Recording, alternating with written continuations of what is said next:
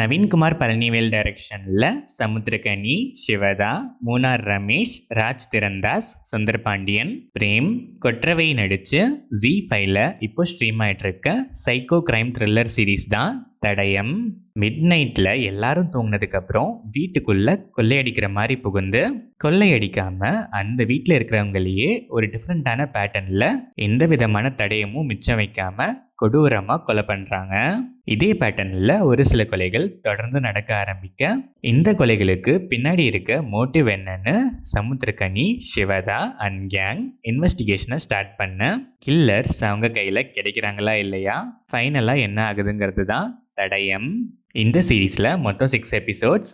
Each episode around 20 minutes கிட்ட வரும். Series start ஆனது ஓகேஷா ஸ்டார்ட் ஆச்சு. ஜென்ரலா இந்த மாதிரி சைக்கோ த்ரில்லர்ஸ்ல கொலை பண்ற அந்த சைக்கோ யாருங்கிறது தான் இன்ட்ரெஸ்டிங் ஃபேக்டரே. அந்த ஃபேக்டரை ப்ராப்பரா சஸ்பென்ஸ் எலமெண்ட்ஸ்லாம் மெயின்டைன் பண்ணி ரெவலேஷன் பார்ட்டும் கொஞ்சம் இன்ட்ரெஸ்டிங்கா பண்ணியிருந்தாலே கண்டிப்பா இது ஒரு நல்ல சீரீஸாவே வந்திருக்கும். ஆனா இங்க ஃபர்ஸ்ட் எபிசோட்லயே கில்லரை ரிவீல் பண்ணிடுறாங்க. அதுக்கப்புறம் போலீஸ் அவங்கள தேடி போற இன்வெஸ்டிகேஷன் ஆங்கிளுமே ரொம்பவே சாதாரணமா நம்ம கெஸ் பண்ற ஒரு விஷயத்த நம்மளால கெஸ் பண்ணவே முடியாத ஒன்ன கண்டுபிடிச்ச மாதிரி பில்டப்போட சொல்லியிருக்காங்க. ஃபிளாட் ஸ்கிரீன் பிளே, இன்ட்ரெஸ்டிங்கான எலமெண்ட்ஸ்னு பெருசா எதுவுமே இல்லை. சிம்பிளா கண்டுபிடிக்கிற விஷயங்களை கூட ரொம்ப கஷ்டப்பட்டு சுத்தி வளைச்சு வேணும்னே கண்டுபிடிக்காம லாஸ்ட்ல கண்டுபிடிக்கிற மாதிரி பிரசன்ட் பண்ணியிருக்காங்க. சமுத்திரகனி பெர்ஃபார்மன்ஸ் இந்த ரோலுக்கு பக்காவா ஆப்டா இருந்துச்சு. இந்த சீரீஸோட நோட்டபிள் பிளஸ்னா கண்டிப்பா இவரோட பெர்ஃபார்மன்ஸை தான் சொல்லணும். சிவதா செட்டில்டா பெர்ஃபார்ம் பண்றேன்னு அதுலேயே கொஞ்சம் ஓவர் செட்டில்டா பெர்ஃபார்ம் பண்ணியிருக்காங்க. இவங்க மேரேஜ் ஸ்டாக் போர்ஷன்ஸ்லாம் இந்த சீரீஸ்க்கு கண்டிப்பா அன்வான்ட் தான்.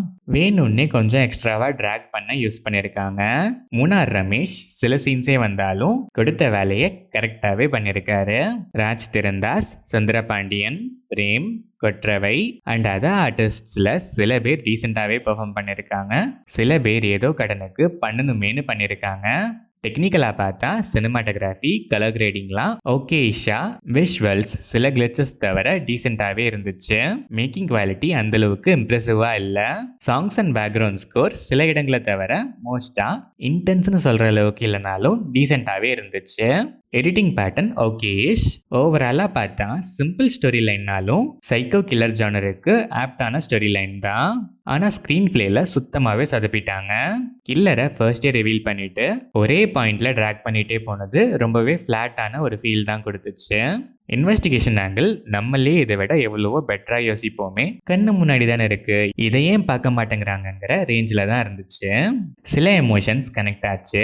ஸ்க்ரீன் பிளேல நிறைய இடங்கள்ல தேவையில்லாமல் ட்ராக் பண்ணாமல் ரைட்டிங்கில் கொஞ்சம் கான்சென்ட்ரேட் பண்ணி எமோஷனல் சீன்ஸை இன்னும் கொஞ்சம் நல்லா ப்ரெசென்ட் பண்ணி சும்மா ட்ராக் பண்ணாமல் ப்ராப்பராக கொஞ்சம் இன்ட்ரெஸ்டிங்காக ப்ரெசென்ட் பண்ண ட்ரை பண்ணியிருந்தா இது ஒரு நல்ல கிரைம் த்ரில்லர் சீரீஸாகவே வந்திருக்கும்.